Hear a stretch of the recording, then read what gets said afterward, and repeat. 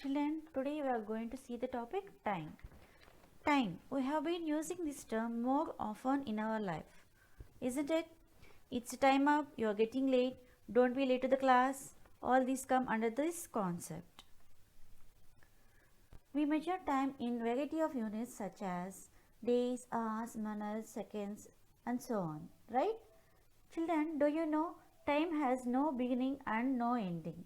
But to count anything, we need a starting point or an ending point, or in general, a reference point.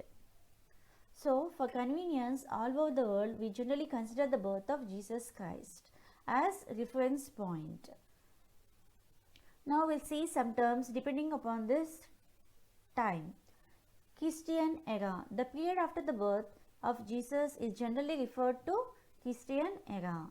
AD. AD stands for Anno Domini, which means in the years of our Lord Jesus. So, AD are the years which fall after the birth of Jesus Christ. We know that Jesus was born on 25th December, which is celebrated as Christmas. The January which fell after the birth of Christ was termed as 1 AD. So, 2020 AD means 2020 years after the birth of Jesus. Now, we'll see for BC. BC stands for before Christ. That means the years before the birth of Jesus Christ.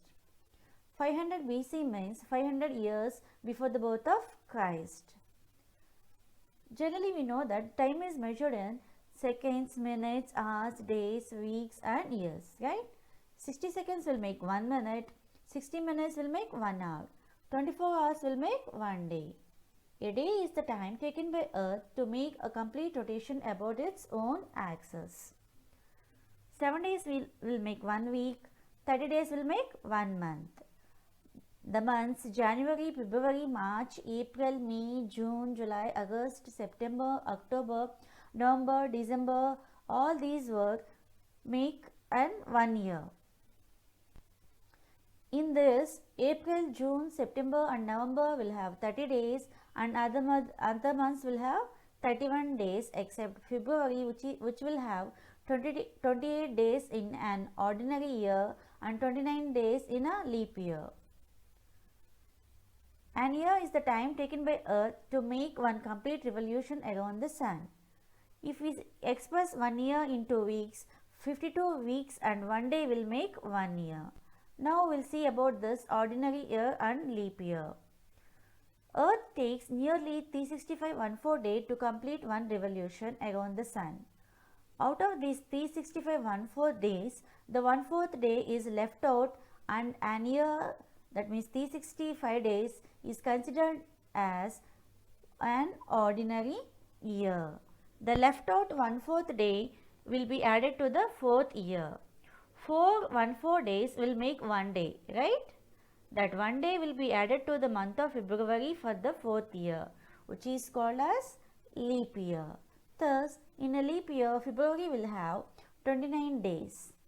That if in an ordinary year there will be 365 days and in a leap year there will be 366 days. How can we say that a year is a leap year or not? If the year number is divisible by 4, it is a leap year. Suppose if the year number is ending with 2 zeros, if that number is divisible by 400, it is also a leap year. 2012, 2008, 1820 are the examples for leap years. 2000, 1800, 1600, 2400, these are all also leap years as they were divisible by 4 and they are also called as century leap years. Decades, centuries and millennium are larger units of time. What is this decade? 10 years will be called as 1 decade and 100 years will be called as 1 century.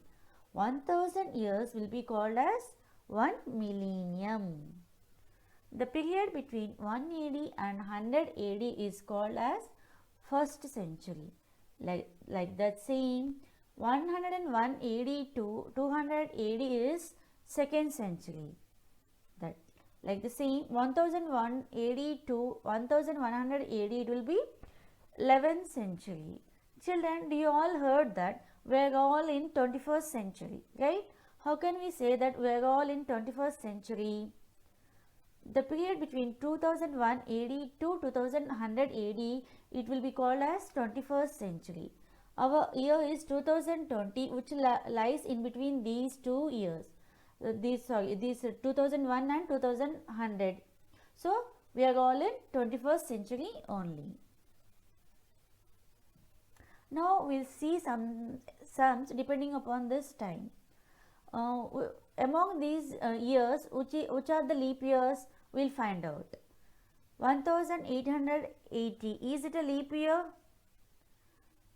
If we apply the divisibility rule for 1880, the last two digits are 8 and 0, which will make 80, and which is divisible by 4. So 1880 is a leap year. What about this 1754? If we apply the divisibility rule for 5 and 4, that is 54, is it divisible by 4? No, it is not divisible by 4. So 1754 is not a leap year. Now we'll see for 2000. If the as I told you, if the ending numbers are 2 zeros, the number is divisible by 400, it will be a leap year. Is 2000 is divisible by 400? Yes. So it is a leap year. 2000 is a leap year and it is also a century leap year, right? Now we'll see 1800. Is it a leap year? No, it is not divisible by 400. So 1800 is not a leap year. Now we'll see another example, that find the number of days from 5th January 2001 to 10th May 2001. How will you calculate the number of days? Here the year is 2001. Is it a leap year? No. So February in this 2001 will have only 28 days. Now we have to count the number of days in each month. In 5th January means up to 4th January we need not to calculate. So if we separate 4 from 31, you will get 27. That means there will be 27 days in from 5th January to 31st January 2001. And as it is not a leap year, February will have 28 days. Next, March will have 31 days. April you will have 30 days. But here, see, up to 10th May only you have to calculate. That means 10th May will not include. What is the before day? It is 9. So how many days will be there? 9. So if you add up all these days, you will get the total 125. That means there will be 125 days between 5th January 2001 and 10th May 2001. We'll see one more example, that is Raju was born on 26th January 2011. What is today's date? It is 14th December 2020. Now find Raju's age. How will you do that?